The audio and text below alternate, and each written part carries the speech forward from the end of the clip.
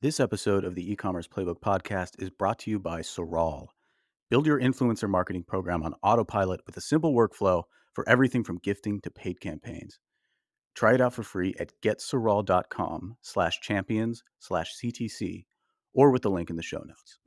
Welcome to another episode of the E-commerce Playbook podcast. Today, we are getting tactical. And I had to do this because this morning on my way into work, I opened up the Operators podcast and listened to 20 minutes of these gentlemen talking about building their homes and the macroeconomic policies of blah, blah, blah. And I was like, you know what? We have got to get back to some e-commerce tactics. And so we are not here with the host of the Operator podcast. We are here with the men behind the leaders, the Connors from both Hexclad and Ridge, Connor MacDonald and Connor Rolain. Stoked to have you both here. Thanks for joining. We are going to be diving in today to cover some Black Friday topics, but I know Connor Rolain, you're a repeat guest, so the guest people may have heard you, but Connor Mac or Ridge Connor, however we'll refer to you over the course of this podcast, why don't you tell the people a little bit about who you are and what you do at Ridge? Yeah, of course. I'm the CMO here at Ridge. We have for a long time mostly sold wallets, but we've got a nice little growing ring business and a larger kind of premium accessories brand. So I oversee all of web acquisition, retention. We're going multi-channel, so there's a wholesale marketing component and Amazon and things like that. So I've been doing that for quite a while here at Ridge. Awesome, Connor. I appreciate that, Mr. Rolain. Second time guest. For those of the people that didn't get a chance to just hear from you and Richie the last time we talked, give the audience a little bit about who you are and what you do at Hex.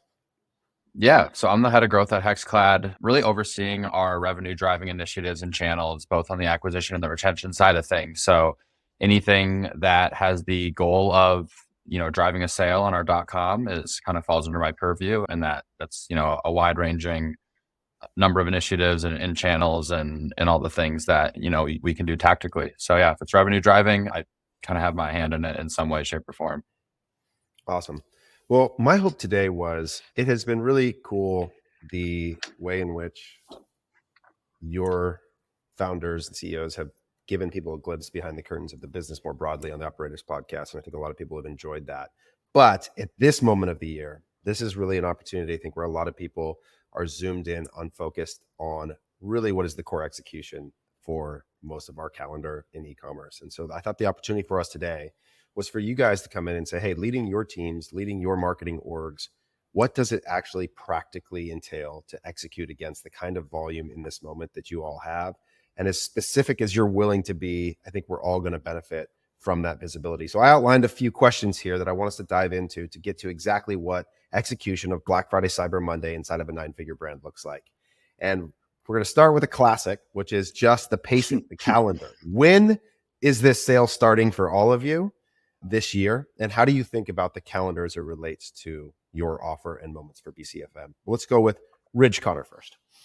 Yeah, cool. So we've got an interesting one this year. I mean, I think historically, we've always kind of inched up our sale earlier and earlier.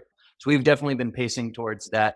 This year's super interesting. Our entire Q4 has more newness than we've ever had. So I think the way we've structured our sale, which I'll get into in just a second, is kind of dictated by our merchandising calendar, essentially. So we've come out with, for reference, 2 new collections over the last 2 weeks. We were launching a new category in 14 days. So we've got a lot of new things going on, and I felt it was best for us to kind of temper out and pace out the rollout of the sale. So what we're actually doing is we're launching our gift guide tomorrow, which will come with some smaller discounts. So we're going to start speaking to the early gift givers very earlier than we have October 26th.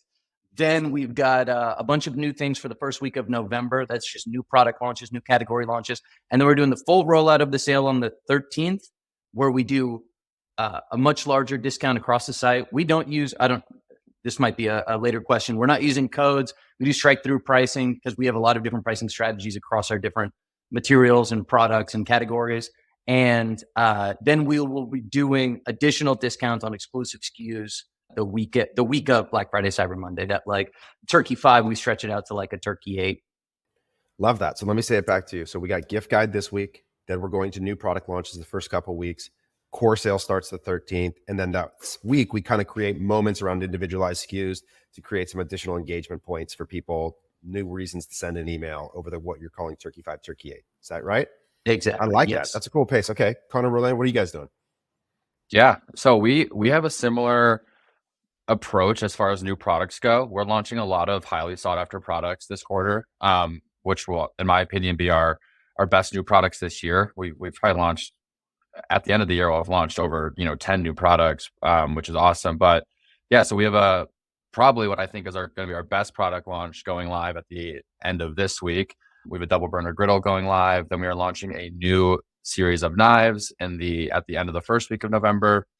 Then we will launch our core BFCM offers, both our acquisition and retention offers. So that's when we'll launch all the paid media campaigns. That's when we'll start putting out our own media campaigns, doing different offers for each group of people. As it pertains to timing, though, I've thought a lot about this, and I think it really comes down to your consideration period. I think the shorter consideration period you have, like my buddy Richie from She's Birdie, like they found out that's like most of their conversions are happening within 24 hours of discovery. And if not within 24 hours, definitely within a few days or 7 days at the most. So I think they're a brand where the longer they can run that sale, they're going to reach way more people. And they're probably going to be missing out conversions if they only run that sale for 2 weeks compared to a month, just because their ability to reach more people and get discovery and conversion in that 24 to 48 hour window is going to be a lot more if they have more time to do it. Whereas us, like we don't see our impulse buy metrics go up that much during these core sale periods. Like people are still telling us that they heard about us for 1 to 3 months, 3 to 12 months. So for us, it's not as important to have this sale running for a month or longer. It's really just important to make sure that we've been spending to the levels that we need to be spending at to make sure our funnel is super full for when these offers do go live. The other timing considerations, like of course we need to give everyone that is in our funnel enough time to convert, right? So we're not going to run the sale for 2 days because that's probably not enough time to convert all those people. So that's why we run it. We're launching November 15th. We'll run it through the 29th, maybe extend it if we need to, but probably not. I prefer not to do that type of stuff. So yeah, that's like the big consideration that we have is like the people that are in our funnel when we launch the sale, those are for the like 80% of those conversions are going to be already there, have already heard about us. Maybe 20% will convert within that 7-day window in more of an impulse buy manner. But I think because of that, it's less important for us to launch super, super early. So it's funny. So you guys both would consider the 13th and the 15th not super early. So that's interesting. So 13th and 15th both for primary sales. And I'm like, wait a second, that to me is actually pretty early for the same full site-wide offer relative to I think a lot of the places that I've seen some other people land. So I think that is pretty early. See some brands like November 1, right? Like their core offers are live, and those are the offers that are going to be live for the whole month into December even. So like when I hear early now, and this is just how like D2C has changed and consumer buying patterns have changed. It's like November 1, it's like, Jesus Christ. There's just no urgency, right? And that's the other thing. I like to always push urgency as much as possible. It's like, hey, best offers of the year, 2 weeks, go get it while it's here, right? It's not a 45-day sale where there's no real urgency messaging. No, I mean, you could kind of make fake urgency messaging, which a lot of brands do, but no real urgency if you're running your sale for 60 days. Yeah, I think you're right. I think it is an interesting sort of Overton window change here for us, where what was early before is now defined differently. And these words just don't mean the same thing anymore as we've sort of continued to try and stretch this period as long as possible. The other thing I just want to point out that both of you did when asked this question, which I think is a testament to the sequence of how you all run your marketing orgs, is that you both began at this like high level marketing calendar. You call it a merchandising calendar, Connor, but like this idea that the core message that we have to deliver revolves around the product messaging first and the new product releases that we have, which are our core tenet of building to the calendar and distribution. And I think that's such a critical way to think about this, is that rather than starting at the bottom of like, what is the message for the month? It's like, well, what's the actual production plan related to the new products that we have, and when do those come out, and how does that set the calendar, and how do we flow from there? Both of you guys began there, which I think is important for people to notice. Okay. So 13th and the 15th for the core offer, couple weeks. Connor, I love the like peak moments of individual SKUs. I love coming up with an additional reason to say something new throughout that core weekend. Just what is the subject line that's going to cut through the noise in a way that's not the same offer being shown to you now for 2 weeks that's live? So maybe talk about, and then start with what is the core offer? How did you get there? And then what are those 5 offers that you're going to do on the individual SKUs? And then Connor Rolain, you said something interesting, which is, sounds like you had a distinction between an acquisition and a retention offer. So coming to you after that, but But Ridge Connor, tell me the offer, why, and then what are the 5 spike offers that you're going to run throughout that weekend? Yeah. So what we started doing this last year, and then we have like, you're a proponent of this, but like kind of 4 key points throughout the year. And we've kind of dialed in some of these things. So we do an anniversary sale Q1, Father's Day Q2, we do a sweepstakes at Q3, and now this Q4 holiday offer. So we don't do something as simple like, 20% off site wide, like some people might. We largely do 20% off individual SKUs. So like our wallet business, at least some of our core styles will be marked down 20%. For inventory reasons or for newness reasons, we'll have a lot of wallets at full price, and we'll have some wallets at more than 20% off. So we can kind of push and pull sales between SKUs as we see fit for like whatever kind of objectives we have. So the key messaging is actually it's up to 30% off. Our kits will be 30% off. And then we've got individual SKUs marked down somewhere between like 20 to 25%, something like that. That's the bulk of the offer that's starting the 13th. And then we'll run some version of that like deep into December as well. That also sounds pretty different than what. And then the Turkey 8, we don't do individual offers on like days. I like having refreshed messaging for that like weekend, let's just call it. But we've never gone to the point of like having new messaging on an individual basis. So we end up doing I'm not going to get too far into details here, but on essentially this year, it'll be 4 wallet SKUs. We'll be doing deeper discounts on a couple of them, ranging between like some of our more premium offerings. So taking something that's typically 175, 195 down closer to 100. And then what really moves the needle for us is just like actually decreasing that initial entry point. So going from 76 to somewhere sub 70. So it's not a particularly large discount, but it's fresh messaging, helps us cut through the noise a little bit more, helps us convert those like marginal buyers a little bit further. And we'll promote that for that. Yeah. Like I said, Turkey 8 or so.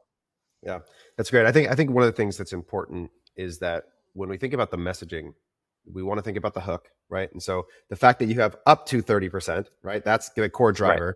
And that's sort of what we get to put on our headlines, our ads, and that sort of drives like, okay, there's real big discount opportunity here, but it's not applied universally in a way that you're leveraging the potential 30% off into a very select set of SKUs. So it gives you something to hook customers, drive attention and awareness in a way then you can be more selective about the actual allocation of that discount. So I think that's important for people to consider, is that if you can, even one SKU is up to 50% off. It affords you the opportunity to speak in a way that I think drives that into then what is a sort of more diverse set of discounts on the page, but the customer's there, they're engaged, and you've won the click, so to speak. So I think that's an underplayed tactic.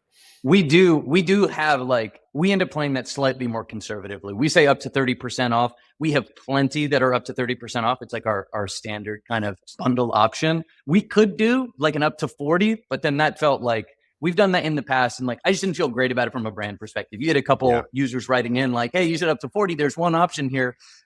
I don't feel great about that. We did run an A/B test at the time, and like you do win the click, you see a higher click-through rate, it ends up netting out to be slightly positive, but there's some sort of brand cost there that like for this year and for the future, we're not going to take. Yeah, sure. The ethics of advertising. It's a topic for another episode. All right, Mr. Rolain, tell us about your offer. What are you guys doing? Well, so we actually saw the same thing, Connor. We in one of our previous sales this year, we messaged, save 300 plus versus save up to, and then like some very specific number, like $764. That was our best dollar off. But so we do the same thing in terms of like overall how we message it. The nice thing about our brand and our SKU mix is we do some pretty big bundles that have huge dollar off savings compared to if you were to buy all those products as an individual SKUs in your cart. So like, for example, we just created this new bundle called Everything But the Kitchen Sink Bundle, is now live on our site. It's a $3,000 bundle, but it has over a $4,600 value if you look at all the retail prices. So like we could do some really fun stuff and say stuff like, save $1,000 plus, and then they hit our collection page, the sales collection page, and then we'll merchandise our different offers based on, what we have the most volume on. And they're still great offers.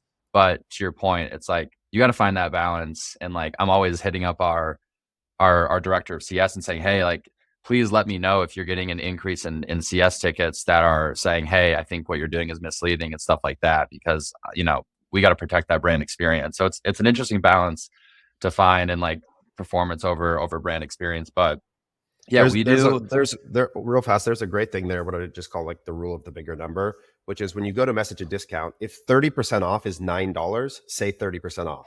But if 30% off is $900, say $900, right? So it's like whatever actually produces the bigger number in terms of the messaging of the discount.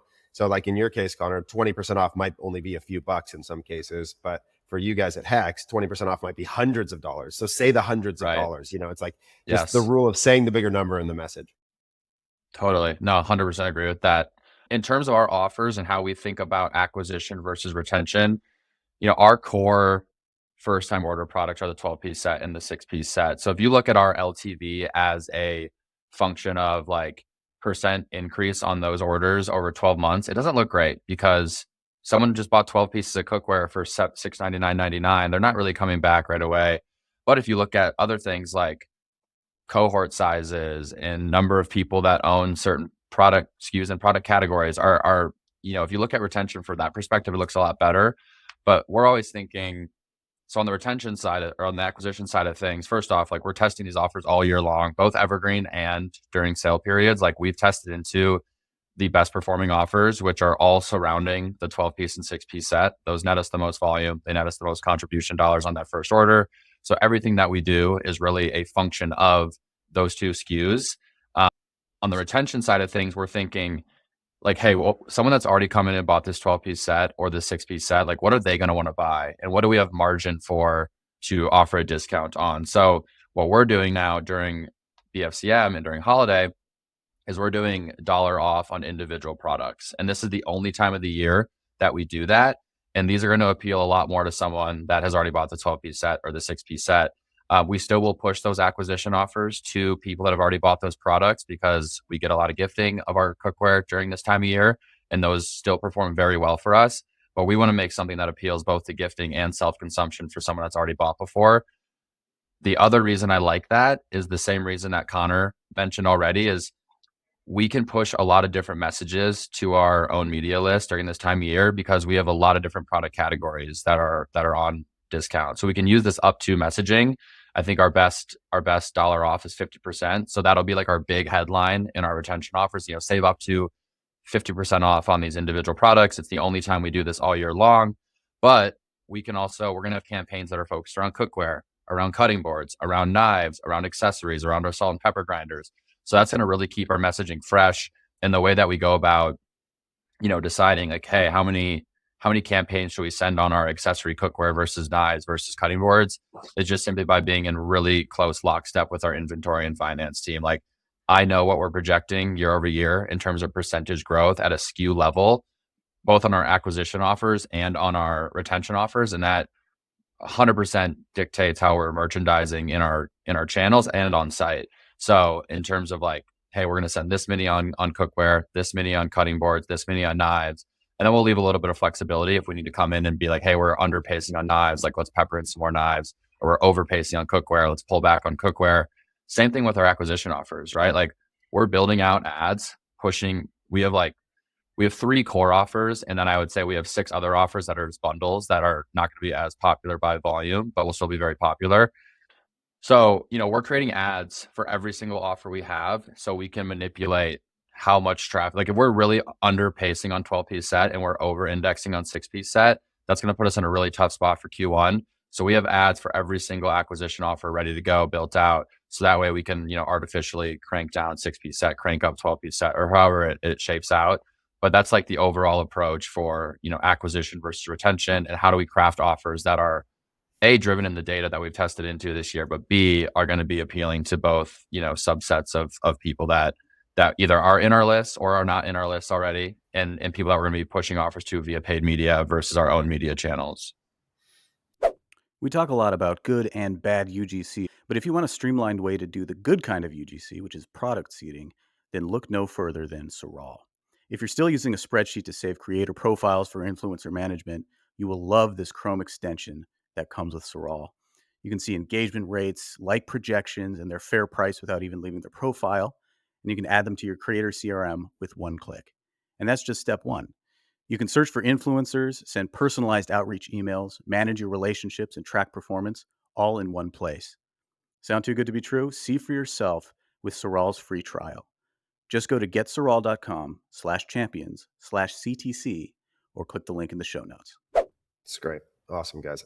Again, I'm going to keep extracting what I'm hearing you guys do, which I think is part of why you're both so good at what you do, is that one, again, you both sort of have this deep, intimate connection to product and inventory and demand levels, where Connor, for you guys at Ridge, it sounds like one, like inventory volume and the ability to turn maybe dead inventory into cash in a way that gives you the opportunity to buy stuff is driving discount rates and maybe to a higher level. And then stuff that's moving at a high velocity that you don't need to discount is probably going to be not necessary to do that, right? So there's a real consideration for what is the value of this SKU that I have? And then how does that relate to the need for discount to drive the maximum marginal value of every SKU, right? So there's like that. Then Connor, you guys are really connected again in the same thing, where from the ad level to the inventory position, there's this connection between how much volume is happening at any given time, and then how that relates to this idea of like really maximizing the marginal value of every unit that I have. And the reality is like our basket of inventory that we have is just like a basket of stocks. Like some of them are not worth as much as others. And so the point at which we'd be willing to liquidate that less quality SKU is a lot lower than the one that we were going to use for our best selling SKU. And so I think being cognizant of that, there's this temptation sometimes, this mistake that I think people do, which is like take my best customers and my best best customers and best products and offer them the biggest discount, as if it's like some sort of a reward, which I think can be useful in some cases. But in reality, a lot of times what that does is it deteriorates your margin capture in entirety. And so I think being really thoughtful about how you offer value to your highest value customers without deteriorating the margin capture that you would get from them naturally is really something you have to be cautious of in this process for sure. Well, and that's all why right, we launch our new go ahead. products like at the beginning of that's why we're launching these 2 new products at the beginning of the month prior to our sales going live, because we know we can get a ton of high value customers coming in and buying these products at full price with no discount just because they're new and there's limited inventory and they're exciting and fun.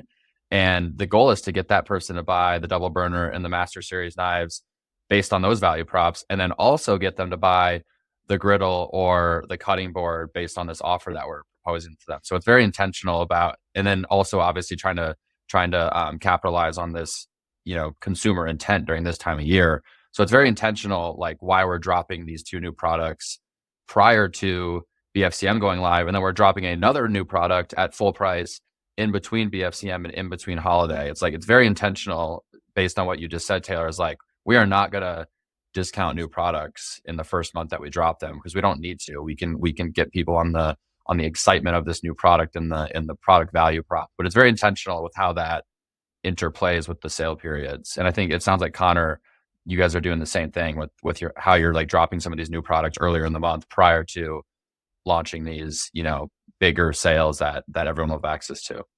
Yeah, same thing. We won't discount anything that we launched in Q3 either. So we've gotten more conservative over the years, but yeah, we'll wait quite a while before we start marking down anything new. There's being in like working with some like large fashion retail brands that work on seasonal promotion has been a really good lesson for me in this, where they really have this 90-day period to move inventory. And on day one, the price is going to be 100%. And their job is to maximize the margin capture for as long as possible. But then at some point, that inventory's got to go because it is dead after that 90-day period. And it's just like, you can imagine a dynamic pricing mechanism that's like, okay, it moves from full price to the discount kind of grows and grows and grows until whatever the worst inventory is has to be liquidated at whatever price the market will take it at. And I think a lot of times as marketers, our job is to have a pulse of the point at which the market will take the volume I need at the price of my product. And that relates to the discount rate. And I think you guys are clearly very in tune with that in a way that I think people shouldn't miss. So, because I think sometimes there's this like, and even now I see, and I'd be curious how you guys would relate this. There's this trade-off between clarity and simplicity. 20% off site-wide. Everything is there. One message, easy ads, easy to communicate to the customer, versus the sophistication and nuance of what you all are doing in terms of promotion. So how do you think you battle that simplicity and clarity versus complexity and connection to the inventory? And what's the trade-off? So that's one of the reasons we don't use codes. I was a big proponent of that a while back, where it's like you end up just getting limited for a number of reasons. One, we used to do site-wide code-based discounts, and then we wouldn't have 100% utilization on our orders. So it's like, okay, there's clearly people just like not understanding how to get the discount. That seems like a bad experience. And then the second thing is like, as soon as you want it to get any more complex, it's almost impossible to do via codes. And one of my least favorite things that brands do is they're like, use a code for this, use a code for this, and a code for that. And if you bundle these and you get one of them free with another code, and that just feels incredibly unintuitive. And I think there's a cost to any additional messaging that you need to get done.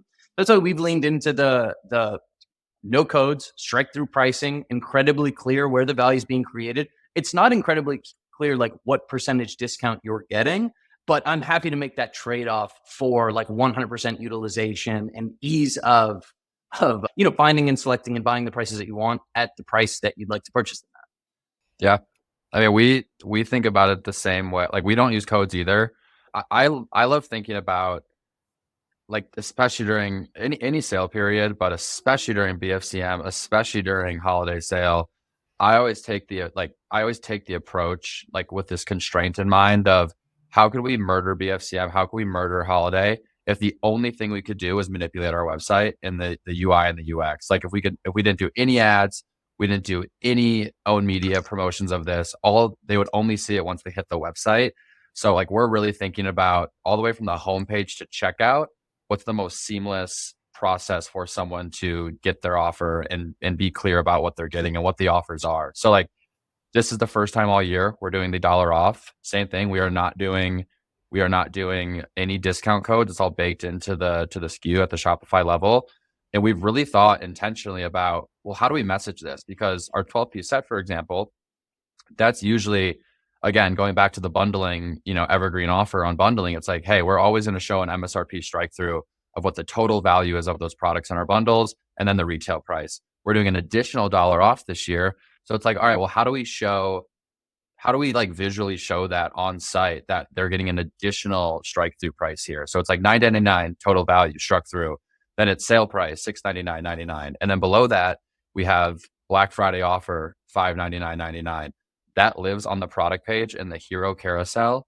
We have collection page elements letting people know like which products at a glance are included in our Black Friday offer. We have our upsell message in our cart section, and with one click, they can add both products to their cart. Anytime we do a free gift offer, it auto adds to their cart. We're messaging at the collection and the product page level. They don't have to like click a rebuy button to add it to their cart. It auto populates with a digital product that we make on the back end. So same thing, like even if we have 9 acquisition offers, which in theory we do, it's so easy for the customer based on the way that we've merchandised our website to understand what the value is and understand how to claim that. Like we really try to make it super dummy proof. And that's really all with the website user experience. Love it. All right, let's talk media mix. Where are we spending our money? How has it changed throughout the year? Is November different for you? Will be the week of BFCM be different? Where are the dollars going by channel?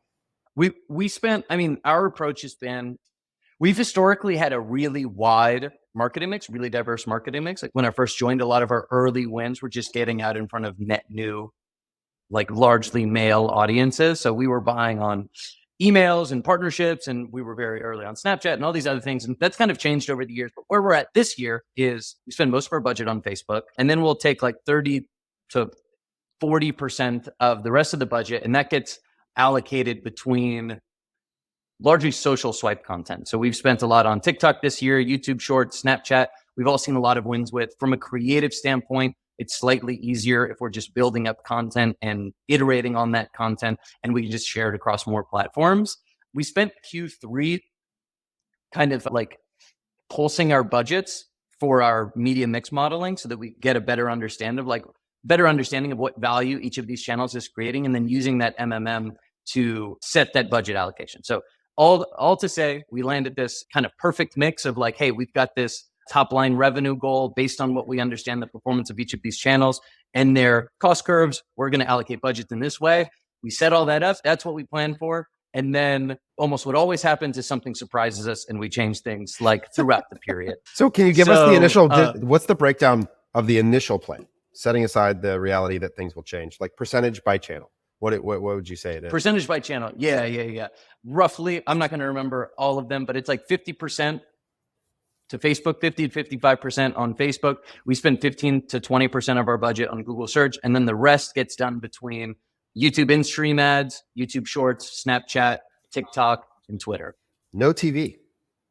No linear TV, no, or connected TV. We're on YouTube, so that obviously serves on like some TVs, but we turned off Tatari last year and haven't reactivated with them yet. We'll come back to that at some point in our lives together, probably in a Twitter thread, because you were the TV defender, Connor. I just want to call that out in my you jumped in defense. So someday we're going to talk about that. But all right, good to hear. Yeah. I love the mix. Okay, Connor Rolain, what about you? Similar, different?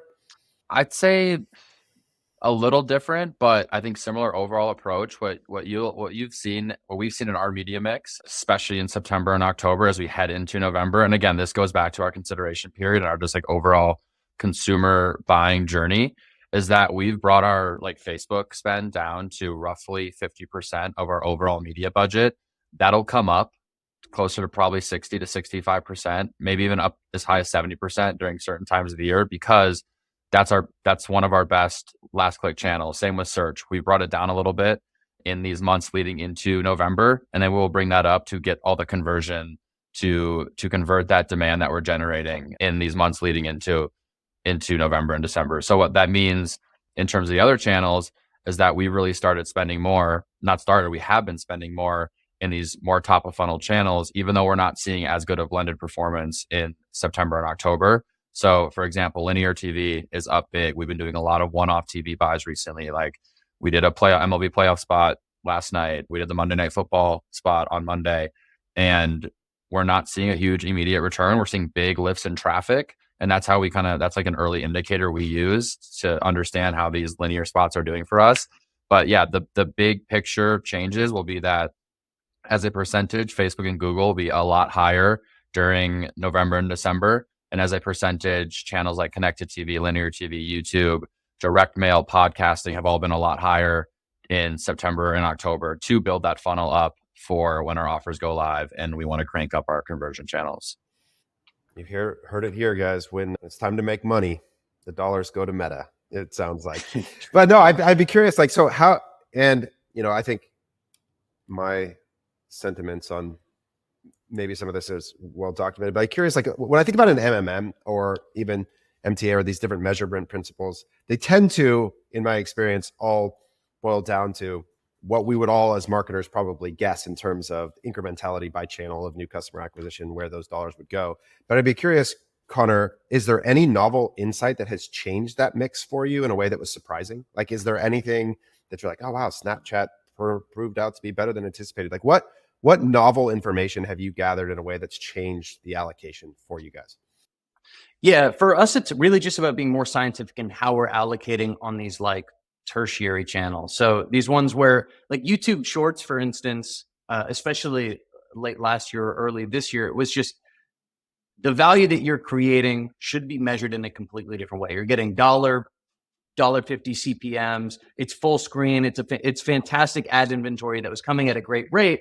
Maybe not as bottom of funnel as something like a Facebook, but there's obviously value being created there. And what we appreciate about the MMM is that we're at the very least measuring everything on a like for like basis. We're just looking at dollars in on a day-to-day basis and then modeling new customer revenue against that. So the idea is we can just be, you're right in that intuitively, we still end up at Facebook being the lion's share of the budget. It's the MMM's like, if you can spend more on Google search, you can. And I'm like, yes, I would love for more people to be searching for metal wallets. But then when it comes to like just a more methodical approach to allocating between all these other channels, which kind of create value in a different way, that's where we really value it. So what have we gotten from it? It's like, yeah, we're more confident in our ability to allocate budget towards something like a Snapchat, where we've seen a lot of success this year, as well as a YouTube Shorts. Cool. Yeah, that makes total sense. I also, without derailing us, can you give me your definition of top of funnel? My definition of top of funnel? Yeah, I mean, there's like a conceptual top of funnel, I guess, where it's like, hey, you want to be like introducing yourself to somebody who hasn't heard of Ridge.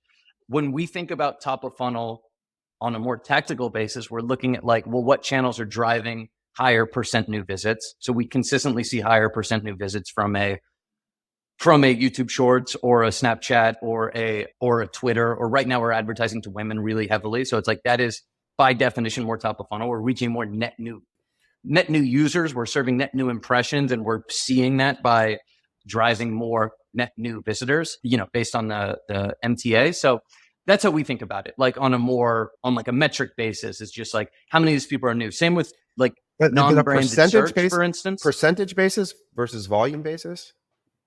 Oh yeah. Well, it's a combination of the two, right? Like we want, from a volume perspective, we want to be feeding the top of the funnel. How do we ensure that a channel is top of funnel? It's that it's driving a high percentage of that traffic is new visits. That's the point that I'm making there. And that's where, like, right now we're advertising to women. We launched a new ceramic powder collection. We know that this is more top of funnel, that we're introducing ourselves to more new people because our percent new visits from Facebook is 85-90%. The flip side of that is something like a non-branded search, which somebody's Googling Metal Wallet. I mean, some people might think of that as top of funnel. They're not searching for Rich Wallet. They're definitely not bottom of funnel. But we see those people, they're coming in 65% of them are actually net new. So we can very well assume we've prospected them. They've been here before. They're coming to the site via a non-branded search. They're not specifically looking for Ridge, but we can kind of capture them at the middle of the funnel. So that's how we kind of construct it. And then that helps us allocate our budgets to just ensure, hey, let's make sure we're driving new visits. And that's feeding the funnel for non-branded search or a Facebook, which sits in that like mid to upper funnel range. And then we're getting our email traffic and our SMS and our branded searches, et cetera. So it sounds like a new visit is a top of funnel metric, right? So, and then you think of a channel as being a new concentration of people that you haven't reached at all. Right. But so, because I think sometimes these people think of channels as top of funnel, like they would say that like YouTube is top of funnel or TV is top of funnel.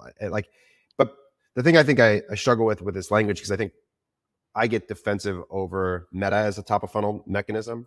And so I would think of it as like, let's imagine I reached 10,000 people on Meta and it was a 50% repeat versus new visit. Okay. So 5,000 new visitors. Okay? Now let's imagine that I went to YouTube and reached 5,000 people, but 8,000 of them. So the higher percentage new visit, but lower total new visit, which is a better top of funnel action. Well, I think that's, I don't think that's the right question. Well, but that's fair. It's a setup. But I think the question for me is like the percentage thing feels like it hides the reality that, yeah, there are people on Meta that you've reached before, but if the amount of new people that you're reaching from a volume basis is still massive, would that disqualify? I would say it Facebook. From yeah. Well, does that disqualify it as top of funnel in your definition?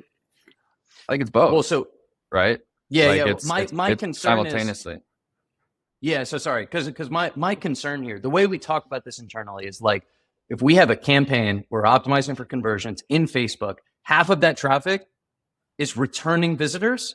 I don't feel good that it doesn't matter about the volume to me. I don't feel good that Facebook is doing what I want it to do. If I expect that to be feeding the funnel, that's my main concern there. It's like, oh yeah, are we scaling that? And like, where do percent new visits go from there? Is it actually moving up funnel? Is it moving bottom of funnel? If we set up, hey, we want to be optimizing for conversions, driving new customer revenue, that just is easier to do on other channels if you haven't spent there before. You're just more likely to reach a new person. And I think that's a valuable metric to have that helps you construct it. You're right. And ultimately it comes down to a volume perspective, but the levers that you have available to you to control that is dictated by that percent new visit number, in my opinion. Fair. Mr. Rolain, any thoughts? How do you guys define top of funnel? Yeah, I mean, I think to go back to your question, like gun to my head, in that situation you said where maybe Facebook's lower as a percentage than YouTube is, but the net number of new visitors is higher on Facebook. Well, I'm going to say that Facebook's more top of funnel because it's, again, our whole goal is to like funnel new people into our funnel as much as possible in Q3, knowing that they're going to convert in November and December. So for me, it's like, which channels are going to do that best? It's the one that is driving the most net new people to the site. And, we pay very close attention to the percentage too, because I do think that's important. But we're also, and I know, Connor, I've seen you like talk about this on Twitter, we're also very in tune now with the different levers that we need to pull within a platform to drive more net new versus more returning visitors. So for us, like we know business as usual campaigns versus ASC, always going to see a lot more net and higher percentage net new visitors compared to ASC. Even with asset type now, and we think about this with how we message in videos versus statics, like our statics are very direct response, and that's by design. It's because we know that statics in our account reaches a much lower percentage of new visitors than videos do. So the videos are, generally speaking, more product focused, more explaining the value props of the product, as well as going into the offer if it's an offer period. Whereas the statics are very much like big, bold, here's the offer, because we know that these people, as a percentage and as a net, probably have already visited our site, probably have done some reading on what makes Hexclad different. So we even think about that intra-channel of like which assets are going to be more top of funnel and bottom of funnel. But I think at the end of the day, it's like net new visitors to the site. That's super important for us. And we were super surprised. Like, and we're newer with the MMM. We rolled out in like August. So we're still, we've gotten a lot of value out of it. We're still wrapping our heads around it. But like we were super surprised at what they were telling us to do with connected TV, linear TV, and TikTok in terms of how much they wanted us to scale it, especially with TikTok, because the MTA data does not look good. You take it on a 90-day click, 1-day view, but the MMM is saying, hey, scale TikTok, scale TikTok. Our hypothesis is that we're just getting so much value out of that view, and they're not taking action, but they're converting down the line, and that's why the MMM wanted us to scale it so much. So we were super surprised at some of those things, and it's going to be really interesting to get to the end of November, the end of December, go look at our post-purchase survey data and see how the responses of where first people are saying they first heard about us has changed this year compared to last year, because we spent a lot more on TikTok. We spent a lot more on connected and linear TV. So I'm very excited. And we have such a long consideration period that we almost have to hold our breath and wait to an extent to see, where people are telling us they came from, and to see where our, AMR and CAC numbers land at the end of the year, knowing that there's going to be a huge lag from the dollars we're spending in Q3 to the actual numbers that we're seeing in November, in literally like a 30-day window. It's kind of crazy. So yeah, that's my thoughts on some of that stuff.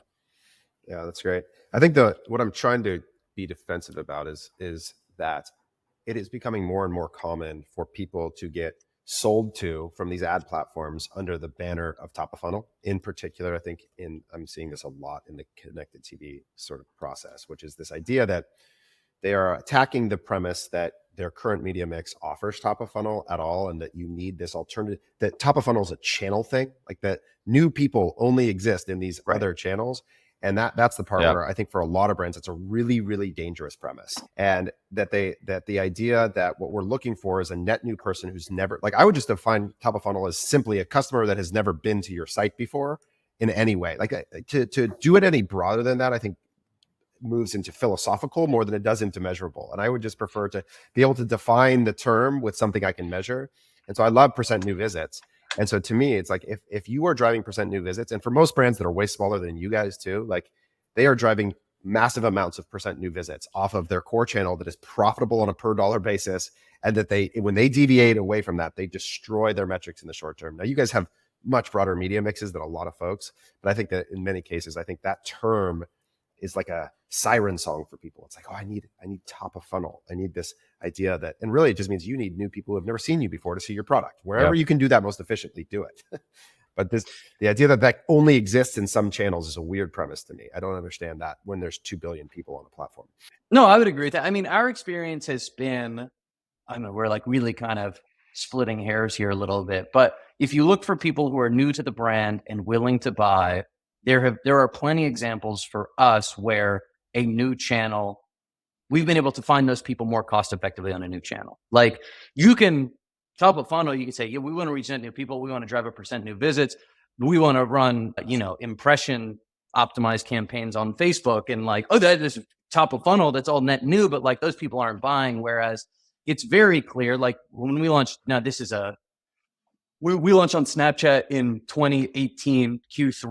And it was very clear, incredibly net new, willing buyers who were like ready, and they were like, whatever it is, a demo fit. We had a solution to a problem that they had, et cetera, et cetera. And it's not just about reaching those net new people, but it's about people who are net new and willing to buy. And I think that can often come from channel expansion. It doesn't come by definition. Like I do understand like the concerns about saying a certain channel is top of funnel and is necessary and should be measured through like some new lens, but I don't know. I think there's a lot to consider when it comes to channel expansion. We could go for hours on that. I want to go ahead, Connor. Add to it. Keep us going. I just one added note here. I think seeing those metrics We use Northbeam. I think, Connor, you guys use Northbeam. Like seeing those percent new visit metrics really helps us rationalize these new channels, especially when they're not super high spend. And for us, Twitter's a great example where we launched Twitter in February of this year.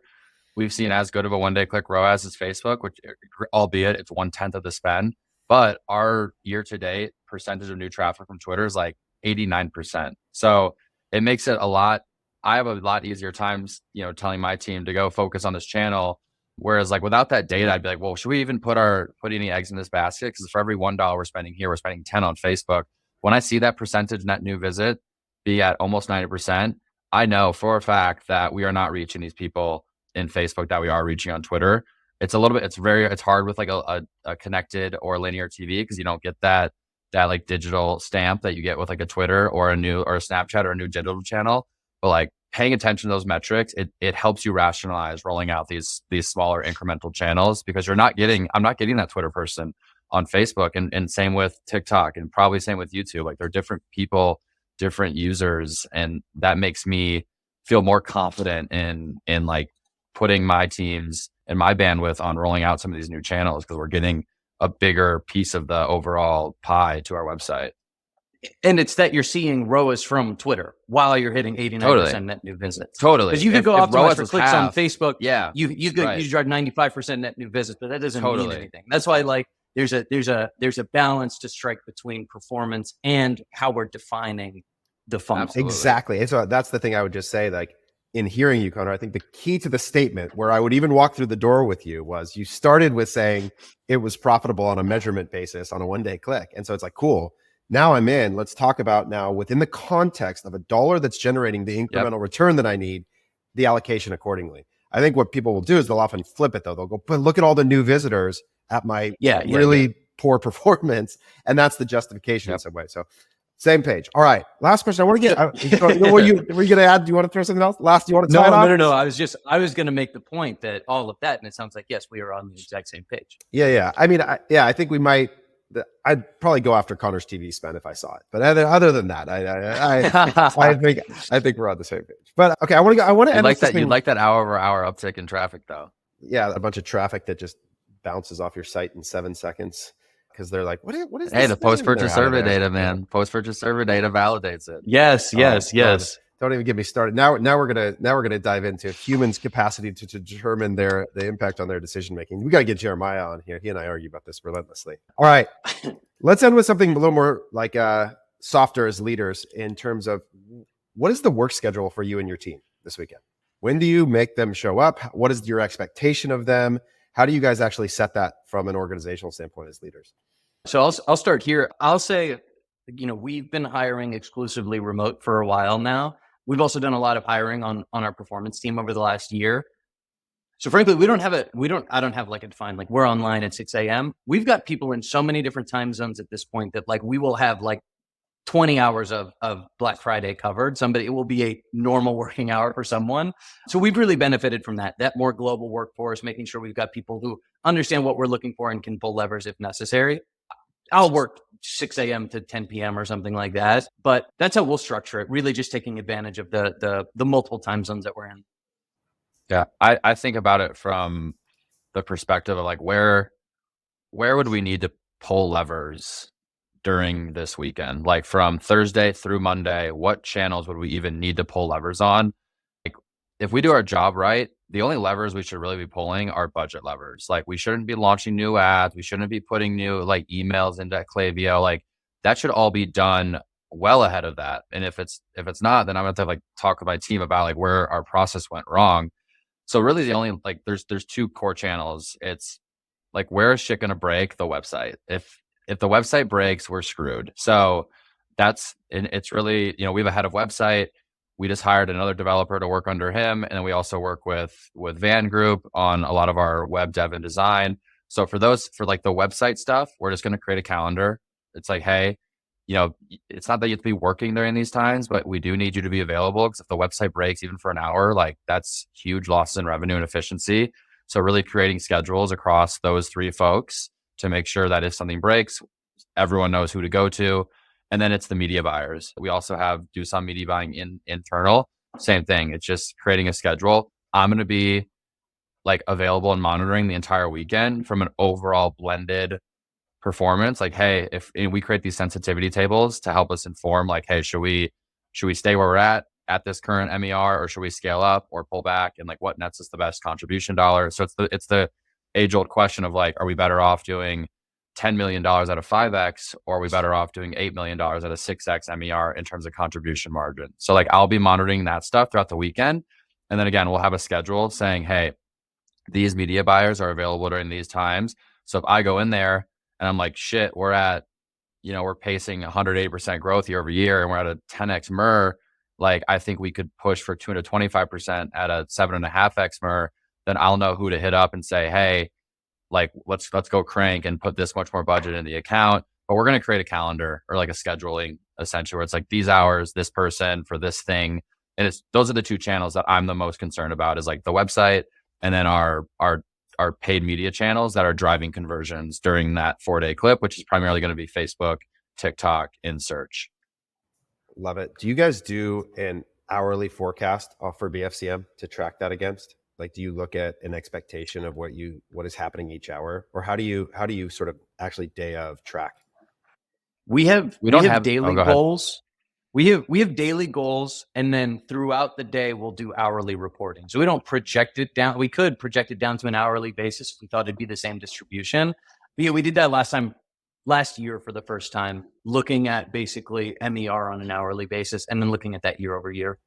Yeah, that's exactly what we do. Is we take last year spend by hour, and then we'll take the percentages and plot the expectation then in a similar way, just to give us a starting point of like, okay, because I think it's really hard, especially Friday and Saturday. They have weird different pacing relative to most days. So like in my experience, spend peaks at around like 2 p.m. PST on Friday in particular, which is earlier a little than normal. Saturday, the distribution is a little bit more normalized, and then Mondays, it actually goes later in the day. And so I think it just getting context as a media buyer, because what it can feel like early on, especially Mondays where this gets really hard, because it sort of gets into that last second thing where the pacing, we always called it the bump, comes late. And so it's just getting the confidence that, oh no, I'm behind spend. Well, am I actually, or is the allocation just different than I thought? So I think that can be super helpful. Do you guys I'm super curious, because we've also last year we saw like quite a lag in reporting from Google and even Facebook. Yeah. So are you guys really just managing spend and then looking at AMER or something to like decide whether you're deploying more? And then like what data do you have available to you like intraday to make campaign by campaign decisions? Yeah. So I'll Corey, we can put a screenshot of this, but I'll show you sort of what it looks like. So we have a direct API connection, and the API queries are pretty consistent actually day of by hour. So we don't get a big lag. So we'll see, so this is an actualized version of 2022. So you can see that we pulled the purple, which was last year's spend expectation, by hour for Facebook, ROAS, TikTok, Snapchat, et cetera. And then we'll get it down to MER, net sales, AMER. And then day of, we're sort of actualizing against it to see, okay, how are we pacing relative to each of these spots in each place, just to make sure like, all right, did we beat last year's hour? Are we ahead of schedule? Or are we behind schedule relative to expectation? Knowing that like, hey, we have this peak coming. We don't need to panic if we're a little bit behind, but because we have expected that hour is really going to be where the core distribution is. Now, it doesn't always mimic it exactly, but it just allows you as you're going throughout the day to see like, okay, how am I doing? We'll oftentimes like note the moment we're sending the email too. Like we'll denote the hour that the email goes out and things like that. So it's never going to map exactly right, but it just gives you some sense of like, where am I at relative to where I need to be at this moment? Do I need to ratchet this up a little bit? Am I pacing okay? Sometimes you'll get weird campaign delivery in different pockets. So you're just trying to get eyeballs on it.